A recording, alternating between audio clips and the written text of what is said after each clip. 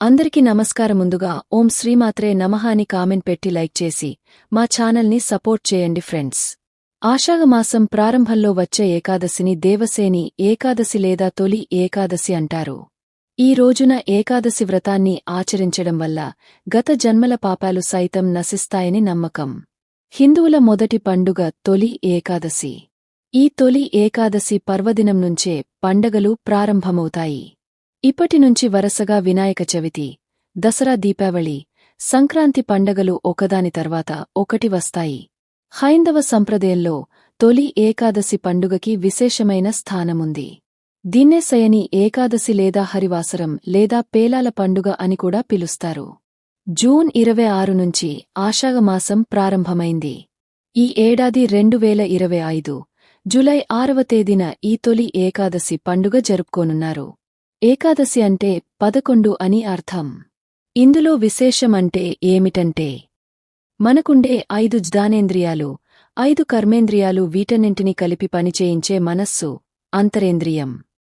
ఈ 11 ఇంద్రియాలు ఏకోన్ముఖంగా శ్రద్ధతో శ్రీ మహావిష్ణువును స్మరించే సమయమే ఏకాదశి పండుగ. ఈ నేపథ్యంలో తొలి ఏకాదశి పండుగ విశిష్ట పూజా విధానం గురించి తెలుసుకుందాం. సాధారణంగా ఒక ఏడాదికి 24 ఏకాదశులు వస్తాయి. వీటిలో ఆషాఢశుద్ధ ఏకాదశి నాడు వచ్చే ఏకాదశిని తొలి ఏకాదశిగా పిలుస్తారు. హిందూ పురాణాల ప్రకారం శ్రీమహావిష్ణువు క్షీరసాగరంలో శేషతల్పంపై సుమారు 4 నెలలపాటు శయనిస్తాడు. అనంతరం అక్టోబర్ లేదా నవంబర్ నెలల్లో వచ్చే కార్తీక శుద్ధ ఏకాదశి, ప్రబోధిని ఏకాదశి రోజున శ్రీమహావిష్ణువు తిరిగి మేల్కొంటాడట. శ్రీ మహావిష్ణువు నిద్రించే ఈ 4 నెలల్ని చాతుర్మాసాలుగా అభివర్ణిస్తారు. తొలి ఏకాదశి నుంచి ఈ 4 నెలలపాటు చాతుర్మాస దీక్షను ఆచరిస్తారు. వాస్తవానికి ఈ పరిణామాలను పరిశీలిస్తే ఈ సమయంలో ప్రకృతిలో జరిగే మార్పులే పంచభూతాలు, సూర్యచంద్రులు, గ్రహాల గమనాలు సంకేతంగా చెప్పుకోవచ్చు. ఈ సమయంలో బాగా గమనిస్తే ఉత్తర దిశగా ఉన్న సూర్యుడు తొలి ఏకాదశి రోజు నుంచి దక్షిణ దిశకు వాలుతున్నట్లు కనిపిస్తాడు. ఈ విధంగా సూర్యుడు దక్షిణం దిశకు మరలినట్లు కనిపించడం దక్షిణాయన ప్రారంభాన్ని సూచిస్తుంది. అంతే కాకుండా ఇదే మాసంలో చాతుర్మాస వ్రతం కూడా ప్రారంభమవుతుంది. ఎంతో మహిమాన్వితమైన ఈ తొలి ఏకాదశి పర్వదినాన వ్రతాన్ని ఆచరిస్తే అశ్వమేధ యాగం చేసినంత, 60,000 సంవత్సరాలు తపస్సు చేసినంత పుణ్యఫలం లభిస్తుందని ఈ తొలి ఏకాదశి వ్రత మహత్యాన్ని గురించి హిందూ పురాణాలు చెబుతున్నాయి. మహాసాధ్వి సతీ సక్కుబాయి ఏకాదశి వ్రతాన్ని ఆచరించి మోక్ష సిద్ధి పొందని కూడా చెబుతారు. అంతటి విశిష్టత కలిగిన ఈ ఏకాదశి వ్రతాన్ని భక్తి శ్రద్ధలతో ఆచరించడమే మన కర్తవ్యం. తొలి ఏకాదశి రోజు ఏం చేయాలి అనేది ఇప్పుడు మనం ఈ వీడియోలో తెలుసుకుందాము.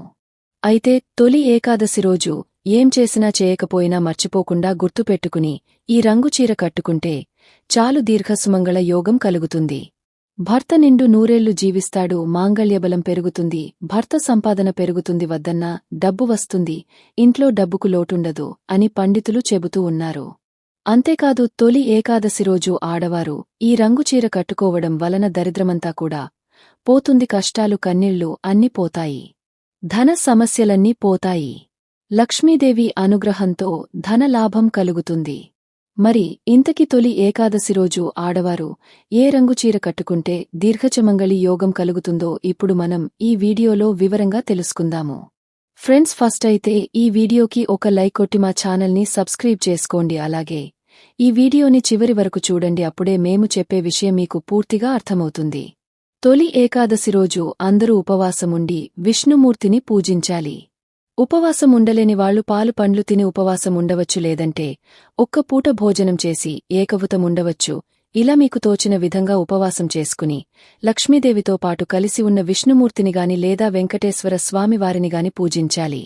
తొలి ఏకాదశి రోజు ఆడవారు చక్కగా ఉదయమే సూర్యోదయానికి ముందే నిద్రలేచి స్నానం చేసుకోవాలి. తలా స్నానం చేసుకున్న తర్వాత ఈ తొలి ఏకాదశి రోజు ప్రత్యేకంగా పసుపు రంగులో ఉండే దుస్తులను కాని లేదా ఎర్రటి రంగులో ఉండే దుస్తులను గాని లేదా ఈ 2 కలర్స్ కాంబినేషన్లో ఉండే దుస్తులను ధరిస్తే చాలా మంచిది.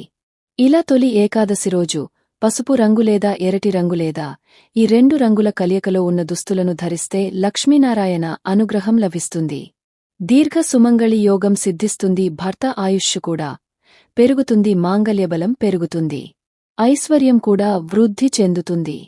కనుక తొలి ఏకాదశి రోజు ఆడవారందరూ కూడా పసుపు లేదా ఎరుపు రంగులో ఉండే దుస్తులను ధరించండి. ఆడవారమే కాదు, మగవారు, చిన్నపిల్లలు, పెద్ద వయస్సుగలవారు అందరూ కూడా ఈ రంగు దుస్తులు ధరిస్తే లక్ష్మీనారాయణ అనుగ్రహం లభిస్తుంది. ఇక ఆడవారు ఈరోజు ఏ రంగు గాజులు వేసుకోవాలంటే పసుపు, ఎరుపు, అంకుపచ్చ ఈ 3 రంగులలో ఏ రంగు గాజులు వేసుకున్నా మంచిదే, లక్ష్మీదేవి అనుగ్రహం సిద్ధిస్తుంది. అలాగే ఈరోజు జడలో కూడా పసుపు రంగు పూలు పెట్టుకుంటే మంచిది. ముఖ్య విషయమేమిటంటే తొలి ఏకాదశి రోజు ఎట్టి పరిస్థితుల్లోనూ ఎవరు కూడా నలుపు రంగు దుస్తులు, నీలం రంగు దుస్తులు, నలుపు, నీలం, ఊదా రంగు గాజులు అస్సలు ధరించకూడదు, బట్టలు కూడా ధరించకూడదు. కాదని ధరిస్తే దరిద్ర దేవత అనుగ్రహం కలుగుతుంది. ఇలా ఇప్పుడు మనం ఈ వీడియోలో చెప్పుకున్న విధంగా పసుపు, ఎరుపు రంగులో ఉండే దుస్తులు ధరించి తొలి ఏకాదశి రోజు పూజ చేసుకుంటే మాంగళ్యబలం పెరుగుతుంది, ధనవృద్ధి చెందుతుంది. మాసంలో వచ్చి పడే వర్షాలతోనూ పెరిగిపోయే చలితోనూ శరీరం బలహీనంగా మారుతుంది. రాత్రి వేళలు పెరిగిపోవడం వల్ల మనసు కూడా చికాకుగా ఉంటుంది. ఇలాంటి పరిస్థితులలో అటు మనసును ఇటు శరీరాన్ని అదుపులో ఉంచుకునే సాధనమే తొలి ఏకాదశి ఉపవాసం. కనీసం పక్షం రోజులకు ఒక్కసారైనా సరే ఉపవాసం చేస్తే ఫలితం ఉంటుందని ఆయుర్వేదం చెబుతోంది.